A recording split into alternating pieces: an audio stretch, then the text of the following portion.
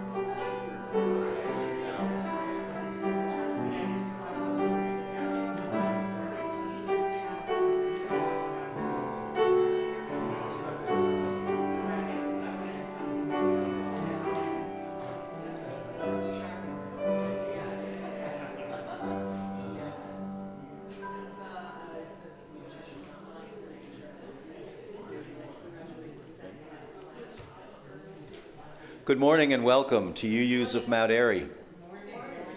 I'm Stephen Workman, and today it's my honor to be co-leading our service with OmPrakash, who will be speaking later and meeting with us, and I'll introduce him and his background shortly. Big thank you to Holly Ferris. We're delighted that you're back at the piano bench. And thank you also to Michael Foy for running our AV Tech today. And also to Elizabeth Ann Terry, who will be presenting a story for all ages and coordinating our child care. Before we begin, please silence any cell phones so that we all may be as present as possible. in this space. If you need them, restrooms are to the back of this room and downstairs, and you can access that either through the stairway on the right, or if you would like some assistance, we do have a lift on the left that will get you down there. And just ask any of the ushers in back of the room for assistance if you need it for the lift. We're streaming live today, and if you're joining us online, you can choose to toggle on the closed captions by clicking the CC button at the bottom of your Zoom screen. This is a UU congregation, which means that we are people of many differences, different faith traditions, different racial identities, different gender expressions, and of all different ways of moving in and showing up in the world. We are people togetherness who covenant to be together and to act with love for transformation, liberation, and healing. Today's service features Reverend Dr. OmPrakash. He's a massage therapist, a Reiki master teacher, a Tai Chi and Qigong instructor, a workshop leader, and certified life coach, specializing in reinventing work and spirituality. He has written several books and articles on practical spirituality and how we can use our belief system in being creative out of the box, not only to enhance our lives, but to build communities that will enhance the lives of others. Many of us know him from the time when he was an intern minister here. That was several years ago. At least 30. He was a child, he was telling me. And we welcome him back in this pulpit this morning and look forward to hearing the greatest story ever told. May our gratitude for this time together and our intentions to build beloved community help us to embrace one another and nurture wholeness in ourselves and in our world this morning. Come, let us worship together.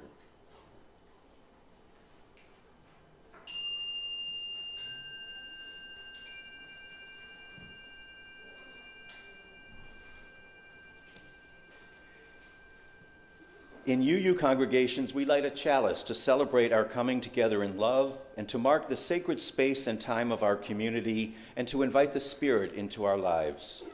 We invite you to light a candle wherever you are today and to read along with us here in the sanctuary as we read the chalice lighting words. And Nora is coming forward. She is going to be the person who is lighting our chalice this morning. And I'll ask you to read the words along with me. Look to this day, for it is life, the very life of life. In its brief course lie all the verities and realities of your existence, the bliss of growth, the glory of action, the splendor of beauty. For yesterday was but a dream, and tomorrow was only a vision. But today, well lived, makes every yesterday a dream of happiness, and every tomorrow a vision of hope.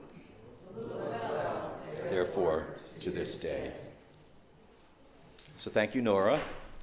And our opening hymn is number 131 in the gray hymnal, Love Will Guide Us. And I invite you to stand in body or spirit as we sing this hymn together. And if you feel like clapping and dancing, do not refrain.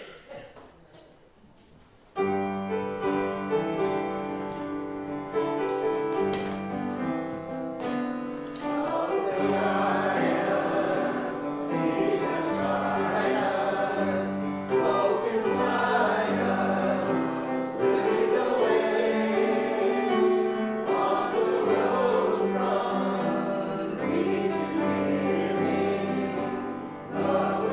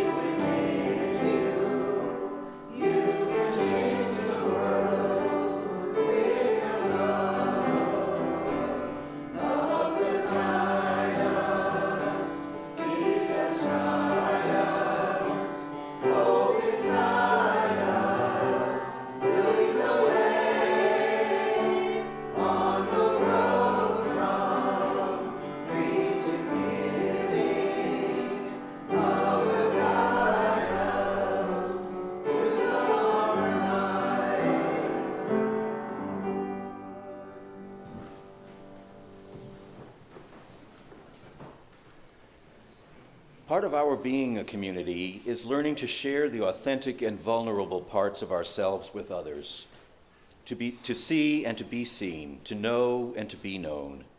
We make space today for that sharing, all of which helps to build this congregation into beloved community. We invite you to share what's going on in your life, to name your feelings and the people on your heart and who are in need of prayer, good energy, best wishes, and other help. We invite you to get into your body and to investigate what emotions you're experiencing so that you can share them as you feel called to do. So we can help one another hold our joys, our grief, our in-between feelings. We build community by celebrating our good things, mourning our troubles, taking risks, and listening deeply. For our online sharing, we invite you who are on Zoom to share what you're feeling this week, to lift up the names of those about whom you are thinking in the chat. If you would like to share your joy or sorrow out loud, please include the word share in your message. For those watching us on live stream or after Sunday morning, you can reach out to our minister via email. And for those in the sanctuary today, we ask that you come up on the side aisle to pick up a stone or stones from the basket that you see there, and to place those in the bowl of water where its energy will ripple out to be held by all of us. This morning we invite you to take a moment to witness how your stone nestles next to the stones of others, and how all are surrounded by the water that symbolizes our community's shared grief and joy. If you'd like to share something important on your heart, please speak directly into the microphone that's over here. And be mindful that we are broadcasting to the internet. All are welcome to participate in any of these ways. And for those who have gathered virtually, I will add a stone at the end on your behalf. Come, whoever you are, the sacred space of deep sharing is now open.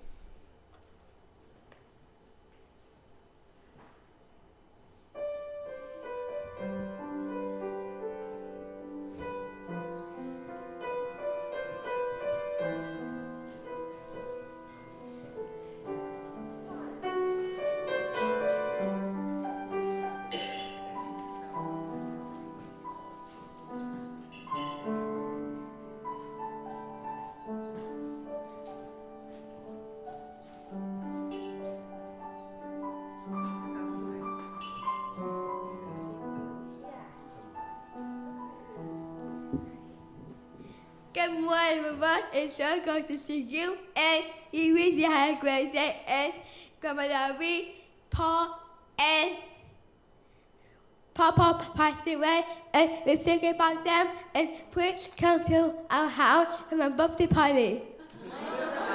Which was last week. Oh, good. Great. There we go. Excellent job, Bell Bell. Do I want to speak? Yes. Good morning, everyone. Thank you. Yes, we are thinking of my father, who passed away 5 years ago. We are thinking of Grandma Loie, Janice's mom, who passed away this past July. Janice is in Florida for a medical simulations conference. And anyone else? Aunt Susan and Aunt Laura. Is that good? Yes, We're gonna pass it along. So here comes Linda. you had a very good day, and I love you both.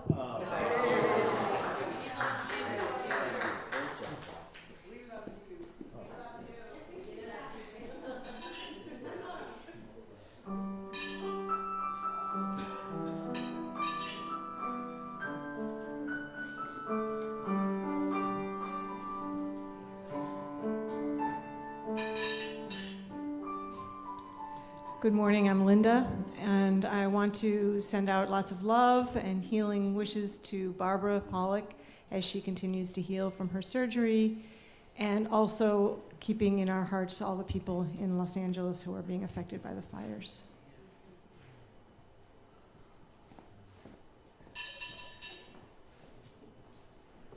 Bernadette, despite all that's happening, I feel gratitude.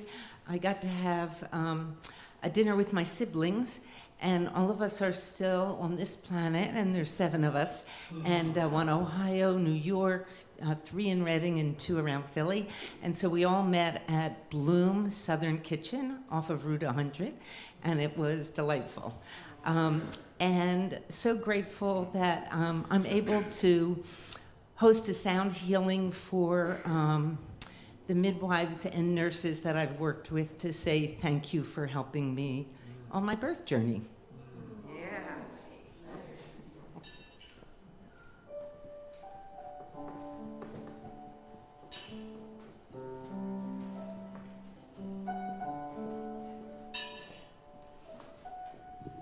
Good morning, I'm Tim. I have 2 joys to share with you. First, this is the one dearest to my heart, is that yesterday, Darlene, Rachel, and Francis got a chance to meet his grandmother for the first time.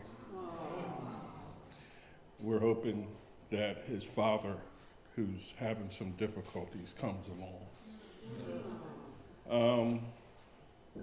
The other is that James Muhammad Taylor, a lot of you don't recognize that name.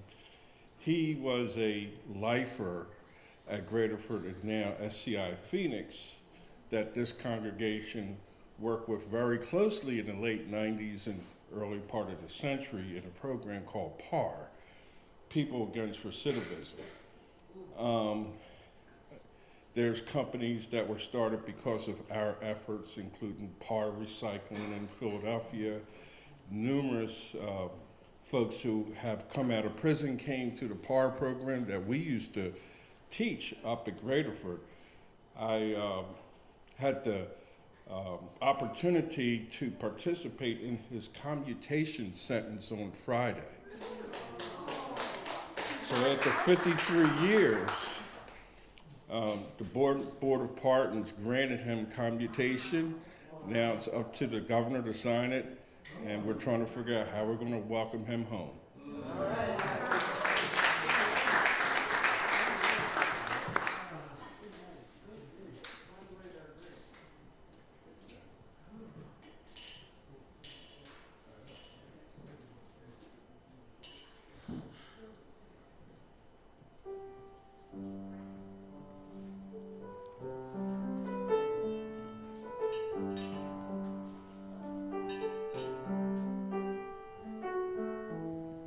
My name is Annie, and I'd like to send love to Gary Sobolo.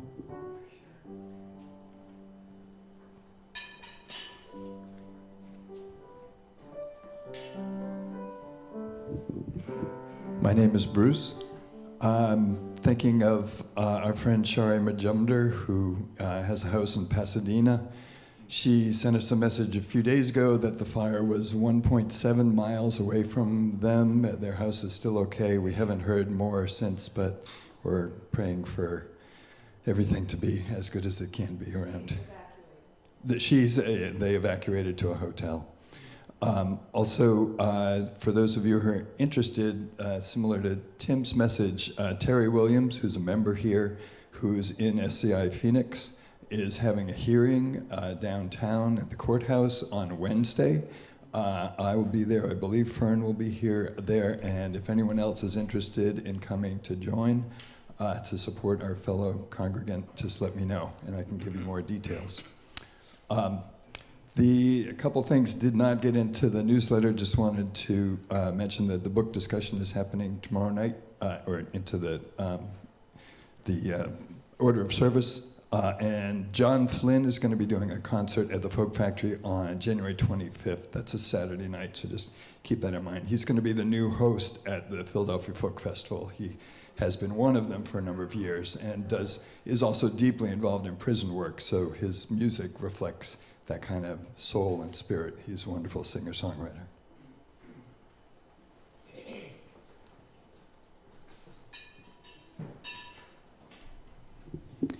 I'm Jill. The fires, of course, unbelievable.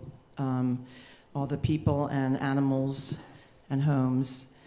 And also, my sorrow for days now has been the loss of somebody that I knew, acquaintance, a man who worked at the deli in ShopRite in Roxborough that had a heart attack, and it just hit me so hard when my son told me. He was someone that I chatted with for years.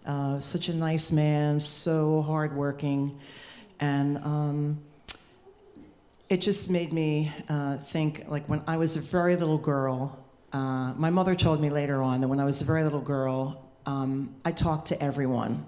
If they didn't talk to me first, I talked to them.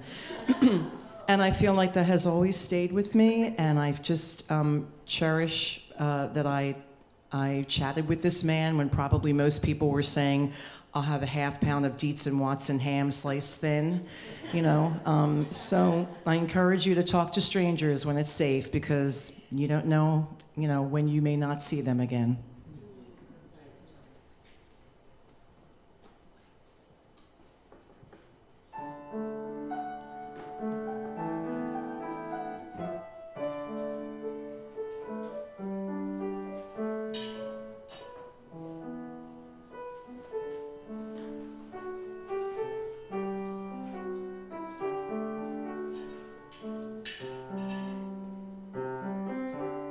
My name's Jill, J-Y-L, and that Jill. My sister lives in LA, and she's in an area that she keeps saying it's the flat, so she's on like a lower level in LA and has not been touched by the fires, although she and her husband are dealing with the smoke. And they're both in their 70s, so, you know, I'm a little worried about that. And then they used to live in Pacific Palisades. They had a home, a beautiful home. And they sold it when the writer's strike happened 10 years ago, whenever it was. They sold it, and so they're not there. But they have friends who have lost their homes. They have at least three friends that have lost their homes. The friends even sent pictures and everything, so it's really sad. So it's been a depressing weekend, really, and you know, it's worrisome about my sister and her husband.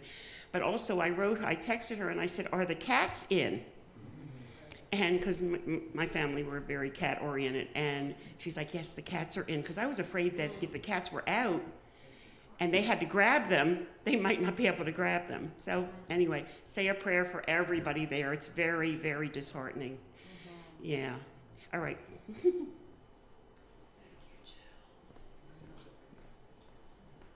One more person reporting on people they know. I talked to my daughter-in-law, Layla, last night. Now they live in Nevada, but they were visiting her mother in Northern California, thankfully. She was not affected, but my daughter-in-law's best friend, Holly, her husband and 2 kids, in Palisades, their house burned to the ground. Not crisp, like nothing. They got out with nothing. All their memories, everything. The house is gone. People have never seen anything like it. It's unbelievable. So many people are hurting right now. So just want to send up more thoughts and prayers. Thanks.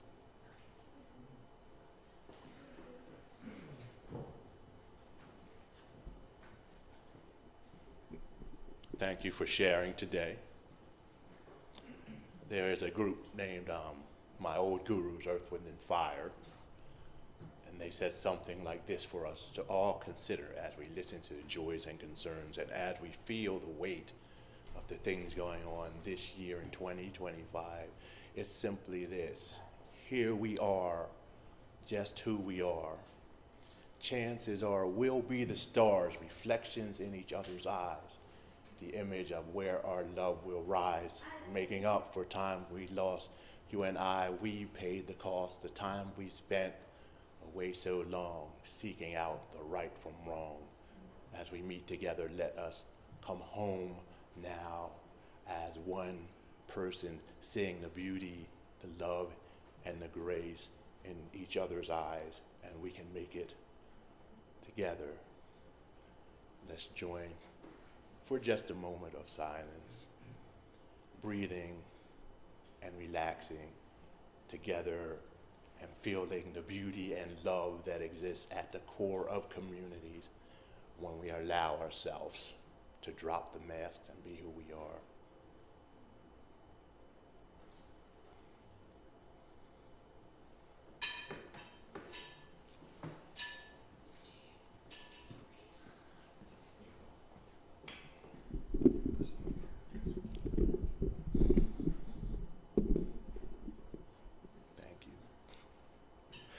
Thank you for joining with me in silence.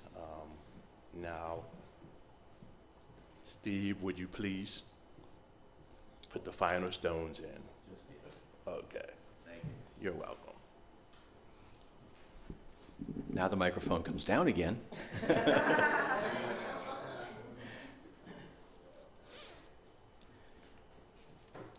Now what I'd like to do is to ask Elizabeth Ann Terry, our Director of Religious Exploration, to present a story for all ages. And you're going to have to lower that microphone as well. I don't know what you're talking about. Good morning, everybody. I'm Elizabeth Ann Terry, as he said. Hi, good morning. And I use the pronouns she, her, hers. And a story this morning is about a storyteller. So imagine this is a porch with a nice swing, and the storyteller is on the swing, and she lives on Stanton Avenue. What? The storyteller lives on Stanton Avenue, and she's a fabulous storyteller, and she has stories for every single occasion.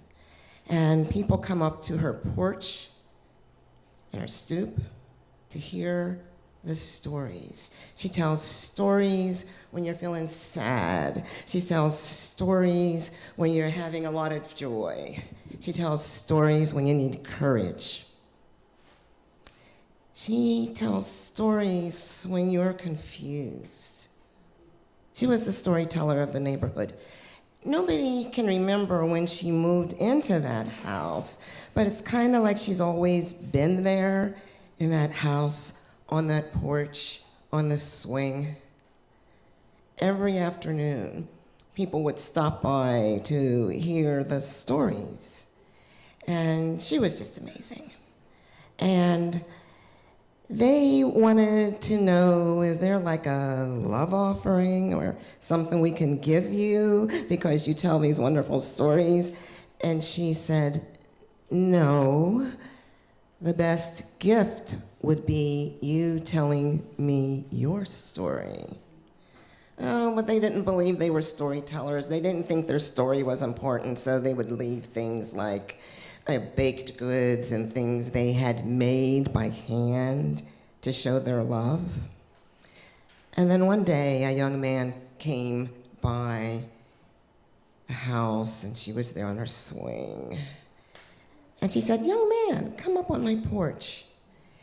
And he said, all right. And then sort of a few neighbors started coming, and she asked him what was going on because he just looked so sad. And he said that a good friend of his had been killed in a car accident, and he was just carrying all of this grief and sadness and loss. And he asked for a story. And she said, well, you know, like the best story that you can tell is a story from your own life. And if you tell this story to me and our neighbors, you will find healing. So he told his story of grief and sadness and loss and confusion, and she listened. She had that wonderful superpower of active listening, you know, like looking in the eye and nodding, showing you're paying attention. And when he was done, she said, that was one of the most amazing stories I've ever heard. And again, she said, the best story is the story you tell of your own life. And after that day, neighbors plucked up the courage and saw that they were important and that however they told their story was the best way to tell it. So to this day, neighbors on Stenton Avenue come up onto the porch and listen and share and share and listen to the stories of their neighbors, and they have gotten to know each other so much better and love each other so much better.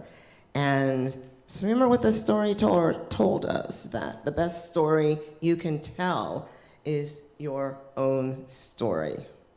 May it be so.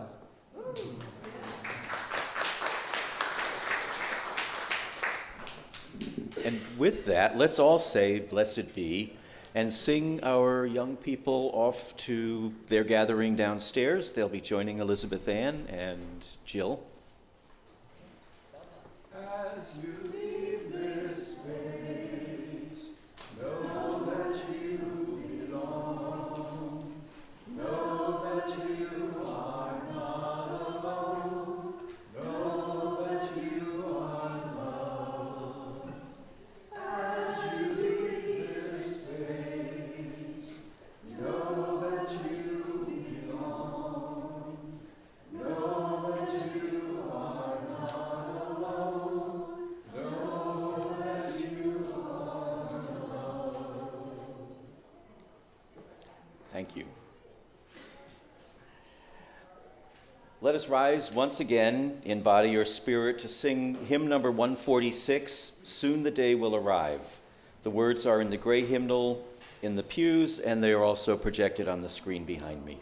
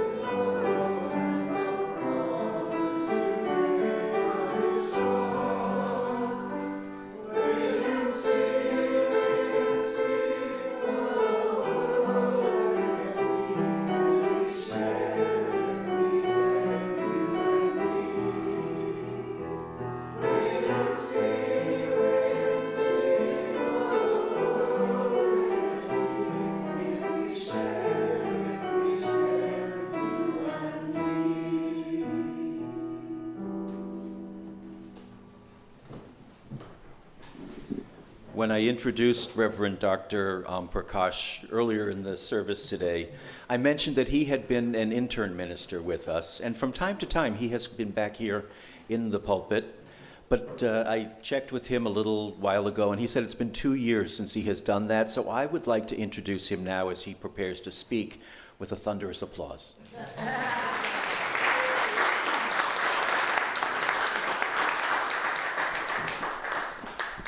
Thank you, Steve. And thank you for the beautiful music. It's always very lovely. And I love those hymns. You can tell when you became a UU by what hymns you choose to put up on it. You know. The title of the sermon today is going to be Taking Back Our Stories / The Greatest Story Ever Told. And it's about us reclaiming the stories that we've had as children that we've learned a long time ago when we did not inquire more about them. It's basically true nowadays that we live in a world that's very, very complex. A lot's going on. Though we are seeking wisdom and knowledge all the time, we are finite beings who cannot understand everything. Our minds are limited. We can't take in many concepts, not even everything about this earth, let alone the whole universe, and all of the possibilities that happen beyond that. So we actually begin to understand by creating stories. We create pictures in our mind. We talk about the universe. We say there's an end to the universe when we really don't know. But we just cannot fathom anything that cannot end, anything that's boundless. So as a way of understanding these things, what we do is we create ideas. We speak of various gods and goddesses. But we have to turn them into people, or we have to turn them into heroes or other things instead of looking at it as powers or way of understanding the world. We can't fathom anything beyond our thought processes, so we shift everything so it makes sense to us as we live here on earth. And that's why the stories we hear and the stories we tell are often both ancient and powerful, very powerful. One such story I remember when I was young was the King of Kings, or the other one, the big one, the greatest story ever told. On Easter, every Easter, we'd gather around the TV set and we'd watch this story. The story was about the life of Jesus. It was about his birth, about gathering the disciples, about betrayal, rejection, death, and resurrection. I found it fascinating at the time, but I didn't realize that this was a very, very old story, and that the original story had implications much deeper than I knew at the time, and even knew for most of my life as an adult. This story was actually thousands and thousands of years old. Resurrection, the God, and in some cases goddess, rescuing the God from death after the God had plunged down into the world of humanity, sometimes into the realm of hell, to do the hero's journey and to redeem something that had been lost. This is a very, very old story. It was an old story, but then there was a new twist that came to the story. And I think the core of that teaching is what's not really mentioned or explored in that movie or the retellings of the story now. And it was the central core teaching. In the story, the central teaching of Jesus was the kingdom of God, or heaven, is at hand. Repent and receive the gospel. What does that really mean? It was a very, very simple message, but had been embellished over and over and over again throughout the ages with the real meaning hidden. What is the real meaning? First, the kingdom of heaven is at hand. Later in the Gospel of Thomas, yes, there is a Gospel of Thomas, he referred to a way of life and a way of being as being the kingdom of heaven.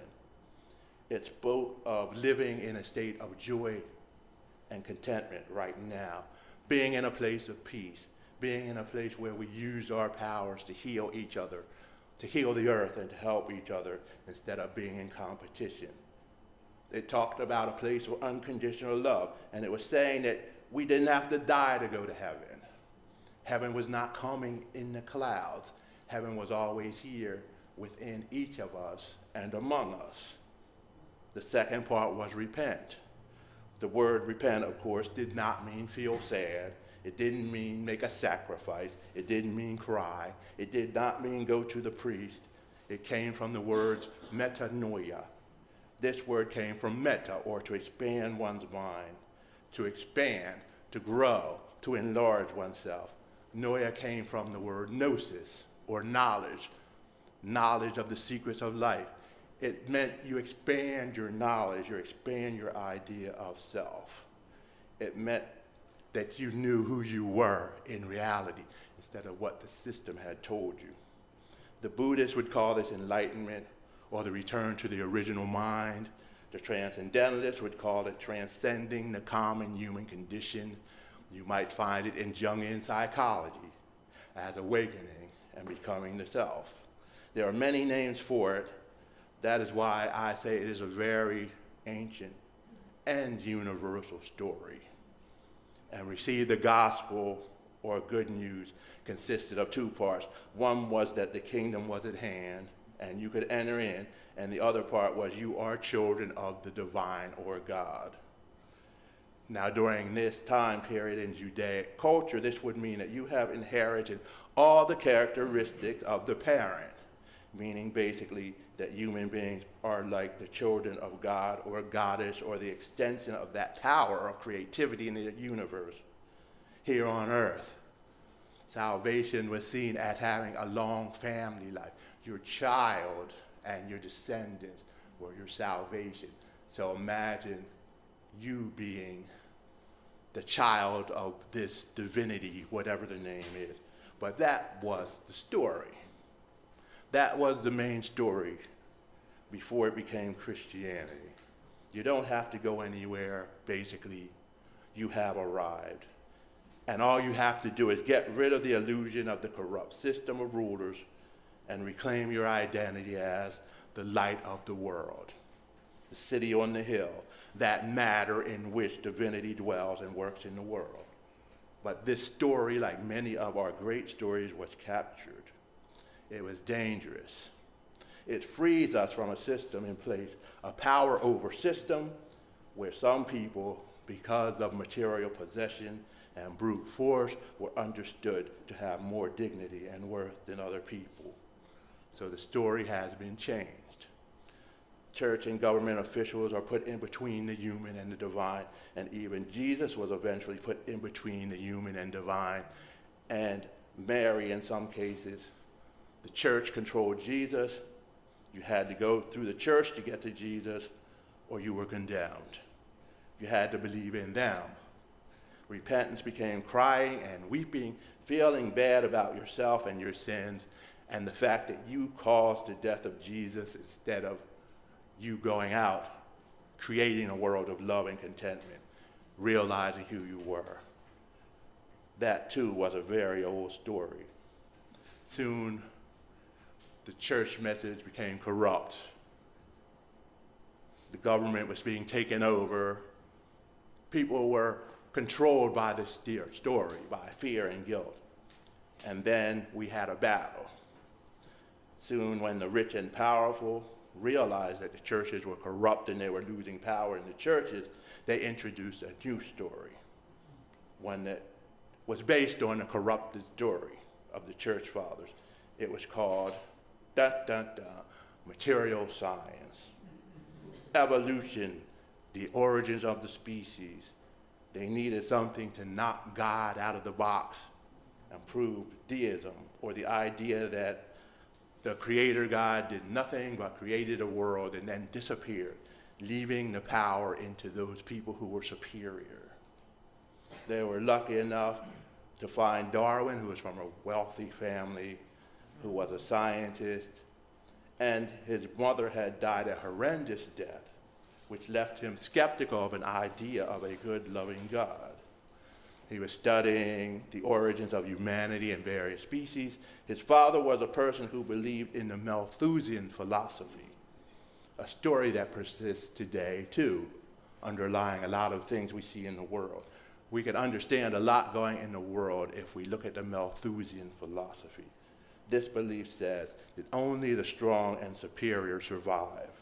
If we let the weak die off from wars, famines, and pestilence, that's good, because we strengthen the gene pool. Birth control and abortion is bad, because we might be clearing out the good genes coming in. So it's better to let people suffer and die to control the population than to have birth control or abortions. Now, Darwin in his theory incorporated some of this ideology, not all of it, but he was influenced by it so much that a lot of what he thought went into this survival of the fittest theory. This theory was taken out of context, of course, because all that was necessary for a species to survive was their ability to live long enough to mate and bring forth offspring.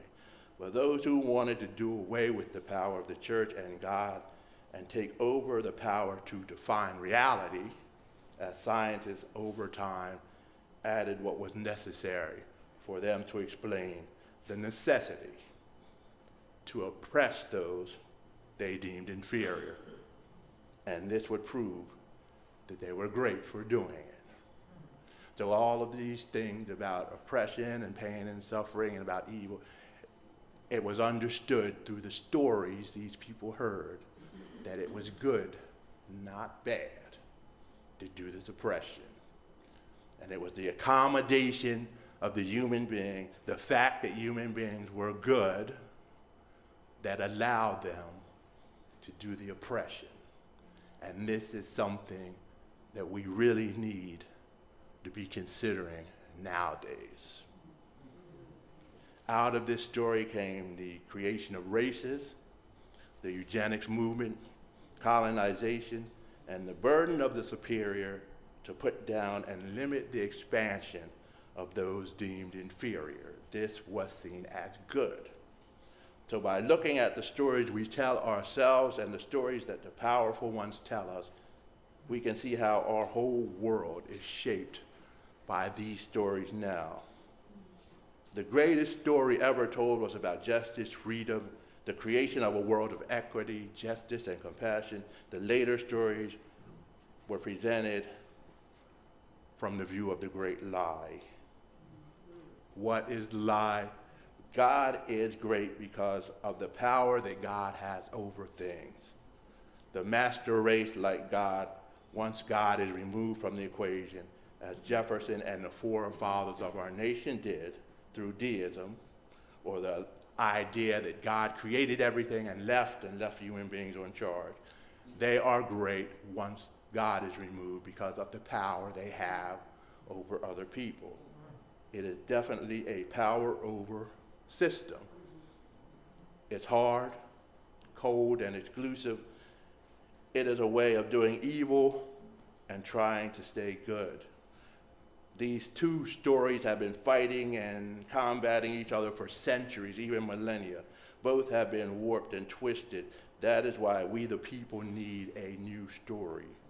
Another one that is ancient as time as itself. We need a cosmology, a new cosmology, a cosmogenesis explanation about who we are and what our part is, how we are to live in an age of deeper understanding and a return to a more holistic way of thinking and being that recognizes that one's behavior is the confession of one's faith, not what one declares.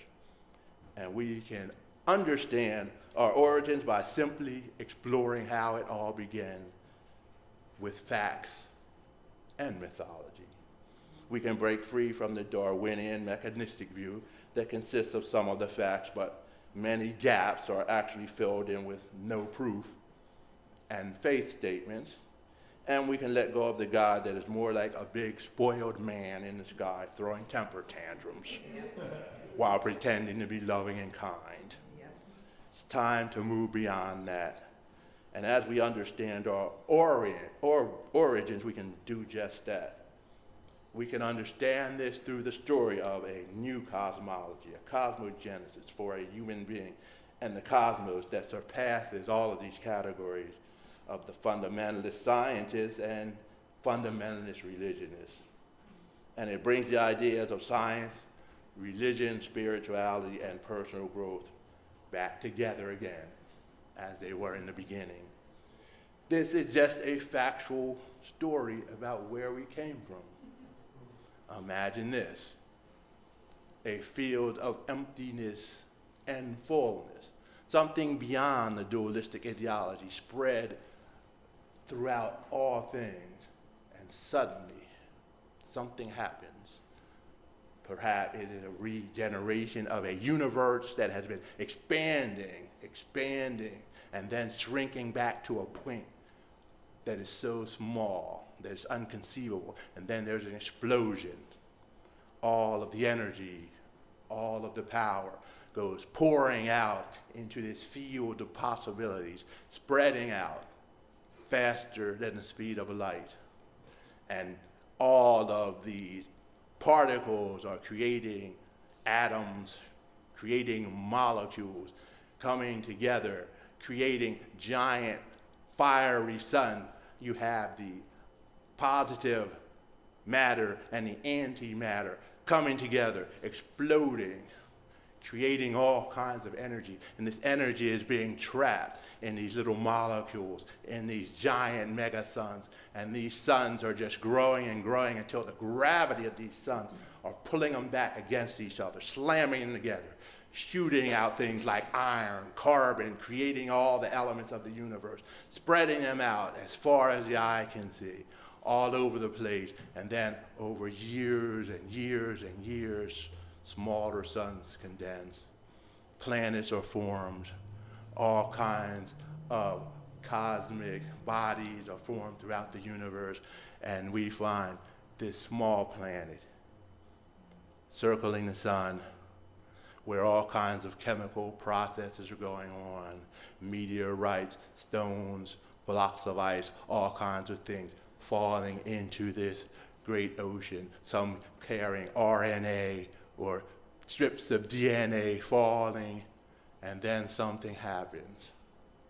Somewhere in a pond, due to the gravitational pull of the Earth, there is a lipid and a protein. The lipid fights back against the gravitational force, and it becomes solid.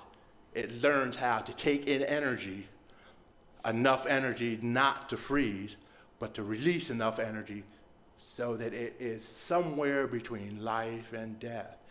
It is alive and is moving, and somehow on this little itty bitty strip of protein, a little message is written on what it did in order to maintain itself. And as time goes by, as it divides itself over and over again, every little division has a little tag or a little note written on that little strip of protein. Times aren't easy, but then all of a sudden it develops a way of taking warmth from the sunlight and using chlorophyll, and what it does is it begins to create photosynthesis. So all of these cells are living on the earth through photosynthesis. But then another disaster. The cells start poisoning the atmosphere by producing something called oxygen. Many of the cells start dying off because the air becomes polluted with oxygen. The answer then is that the cells begin to become cells that devour other cells. They become predator cells. And as predator cells, they begin to multiply more because it's necessary. And this keeps going on and on and on, life form after life form, death, struggles. Sometimes the earth is so shocked by meteors and storms that life almost dies out completely. But it's still there, struggling, evolving, becoming more complex. Over and over, centuries, millennia, over and over again. Parents, loved ones, children struggling against the forces of dissolution until something happens in 2025.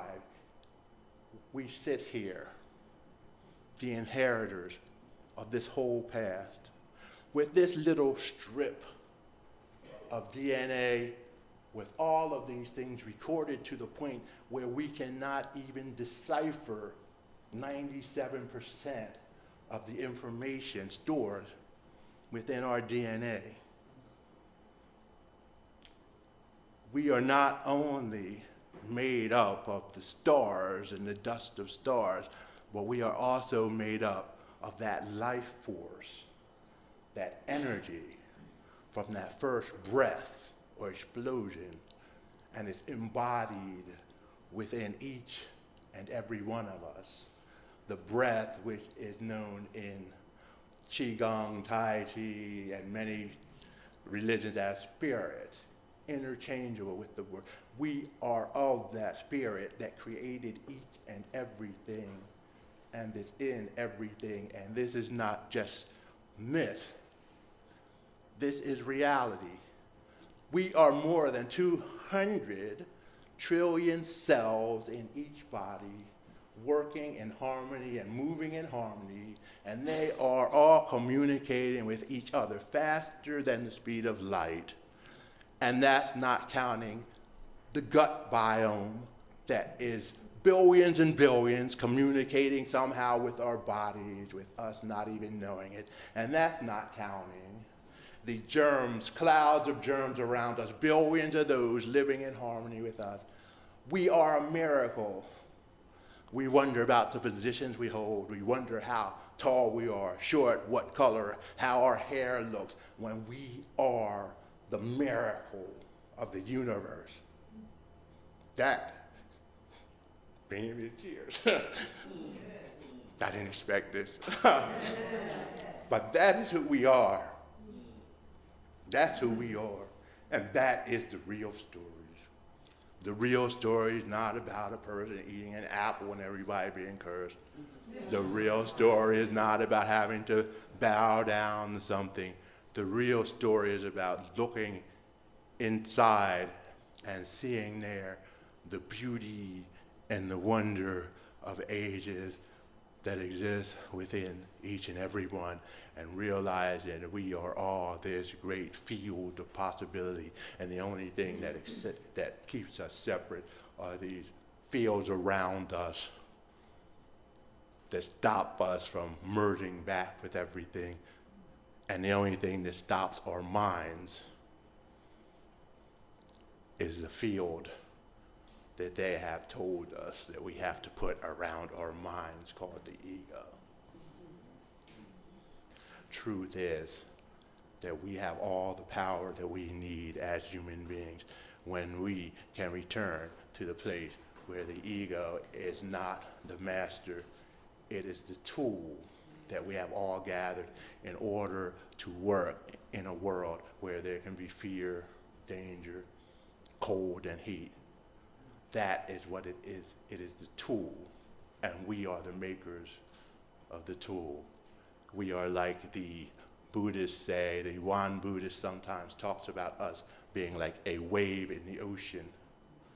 We are waves, yes, but we are also the ocean, and these egos we have can rise up and fall back without being destroyed. When we know that we are the creators of these things, we can create them the way we want. And when we come together in communities and as a world, and we know we are the creators of the world, we can create this world as we want. The question is now, are we willing to do it? Our backs are against the wall in 2025, and it's time to, excuse my language, cut the bullshit and start doing something that's necessary. It's time to do it. And I'm willing to do it. Are you willing to do it? We have to, if we want this stream of life and the story that I just talked about to survive. Here we are, who we are. Chances are we'll be the stars, reflections in each other's eyes, an image of where our love will rise, making up for times we lost. You and I have paid the cost, the time we've spent away so long seeking out the right from wrong. Another verse is 7 nights and 7 suns spans the time it all begun. Baby, please look in my eyes. There's endless doubt I have inside. I can teach you wonders of life and love and all it does, but show me how to give to you a love that makes your dreams come true.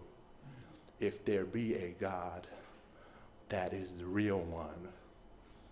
And if we be the children of this divinity. That, my friends, is our quest, and that's our mission. May we do these things well. Amen. So be it, and blessed be.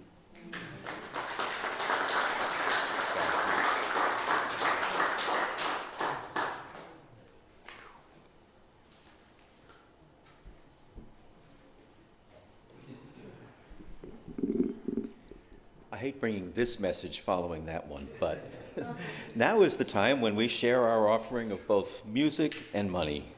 These resources are for the nurturing of this community, because we know there are many ways to give back to this congregation. If this is your first time with us, there is no expectation that you give anything other than a yellow contact form letting us know how you found us and how we may support you.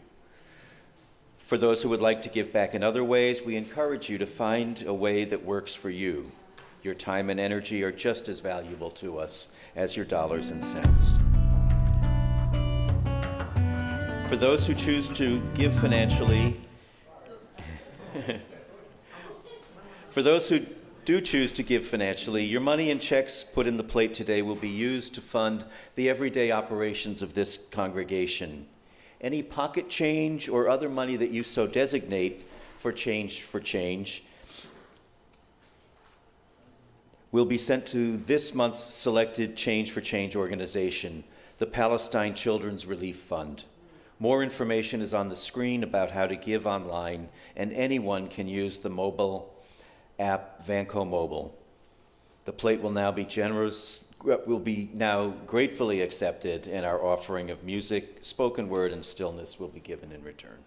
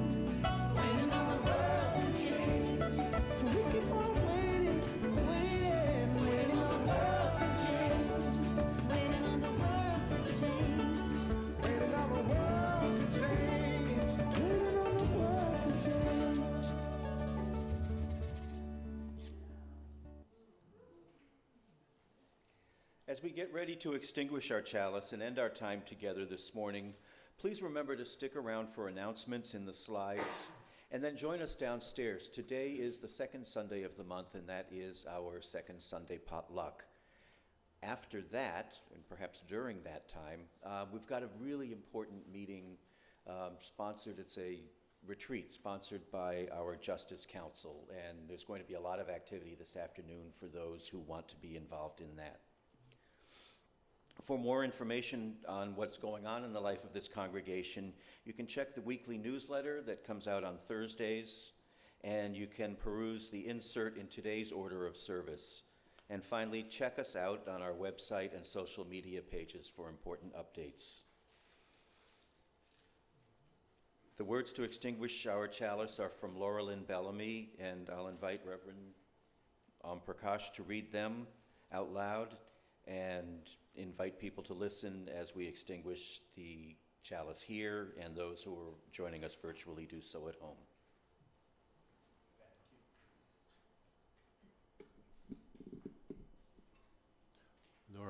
Laureline Bellamy writes, "If here you have found freedom, take it with you into the world. If you have found comfort, go and share it with others.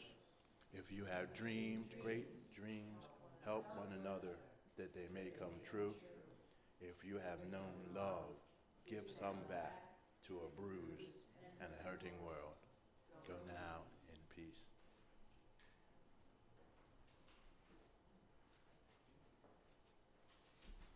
Thank you all for being with us today. I want to invite everybody, as I said, to join us for conversation and fellowship after the service today for our second Sunday potluck. We send each other out into the world in love. May it be so.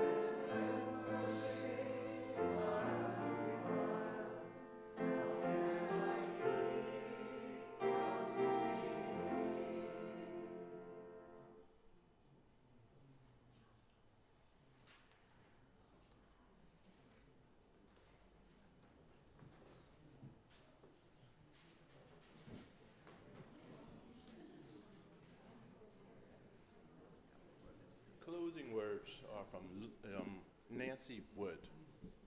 Nancy Wood writes, "Hold on to what is good, even if it's a handful of earth. Hold on to what you believe, even if like a tree you must stand alone. Hold on to what you must do, even if you must go far, far away, and hold on to my hand. even when I am far from you. Thank you, everyone. And as Earth, Wind, and Fire said, stay as beautiful and wonderful as you are. Namaste.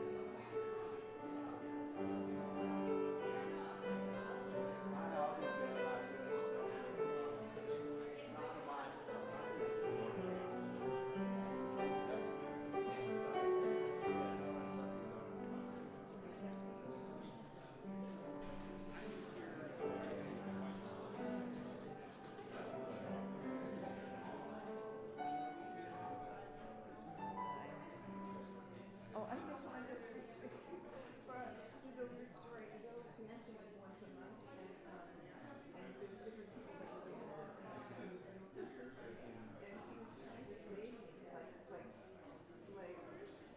like you hit now, and I've never had to do that. A circular music that went round and round and round, and I was just like, oh, it's nice to hear this story instead of this. Yeah, that's the problem. They don't know. No, it was like, I think it was the kids that all this time in the Middle East recently trying to convert people to Christianity and tell them how much they needed to repent. God loved them so much. I felt like it was almost like a message that he was putting out there. So I had to find it. But it's nice to hear I was going to say kingdom version, but that's not the right word. It's sort of like a more straightforward and honest story, and a story that It's funny now. Now even the Pope is saying about that. yeah, that's right.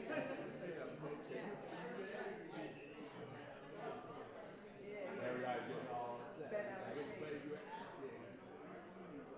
Exactly.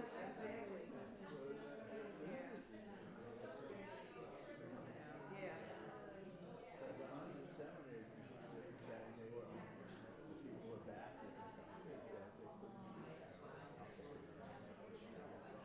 Exactly. And they still tell the same story, even when sometimes they know that. But anyway, it's good to hear. Thank you. Hi, how you doing? So good. Not my best today, but I'll manage. Hello. Yeah, I'm trying to decide. Because I like what I have to say. Okay, good. Oh no. All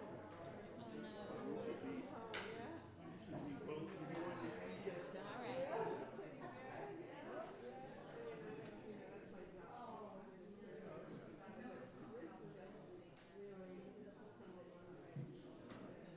When you're in the place where you went to visit, it's funny how we were speaking Spanish. It's funny how you hear it everywhere. It's not like sometimes you're talking